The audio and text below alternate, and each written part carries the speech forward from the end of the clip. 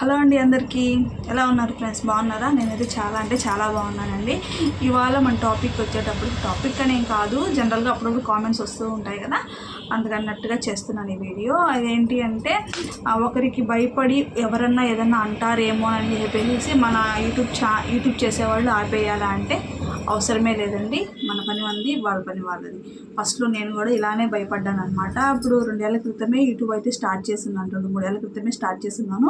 ఫస్ట్లో ఏంటంటే తెలియక వాళ్ళని వీళ్ళని అడగడం, అందరికి తెలియడం వల్ల మన వీడియోస్ ఫస్ట్ ఎవరైనా సబ్స్క్రైబ్ చేసుకోండి, మనకు తెలిసిన వాళ్ళని కానీ బంధువులు కానీ సబ్స్క్రైబ్ చేసుకోండి అని చెప్పి అడగడమే పెద్ద మైనస్ అండి. ఎందుకంటే మన వాళ్ళకి తెలియకూడదు అనమాట. అంటే తెలియకూడదా అంటే తప్పని కాదు, మనం ఒకరిని చూసేసి ఇప్పుడు సపోజ్కి చెప్పాలి అంటే మనకు తెలిసిన బంధువులకి ఒకరికి చెప్తాము, నేను ఒక వీడియో చేస్తాను, వాళ్ళు చూస్తే ఏమనుకుంటారని ఒక మైండ్ మీలో వస్తుందన్నమాట. కాబట్టి మీరు యూట్యూబ్ స్టార్ట్ చేయాలి అనుకుంటే మీ హస్బెండ్ వరకు చెప్పుకోండి, తర్వాత వరకు చెప్పాల్సిన అవసరం అయితే లేదు. ఎందుకంటే ఆ చేసే 10 మంది 20 మంది సబ్స్క్రైబర్స్ మనకేమి పెద్ద యూజ్ ఉండరు అనమాట. మన కంటెంట్ నచ్చి, మన వీడియోస్ నచ్చి వచ్చే వాళ్ళే మనకి రెగ్యులర్గా వస్తూ ఉంటారు. ఈ చుట్టుపక్కల చెప్పడం వల్ల ఏమైపోతుంది అని అంటే మనం చేసే ప్రతి వీడియో వాళ్ళకి వెళ్తుంది, వెళ్ళేసేసి వాళ్ళు ఏమనుకుంటారో వీళ్ళు ఏమనుకుంటారో అని చెప్పేసి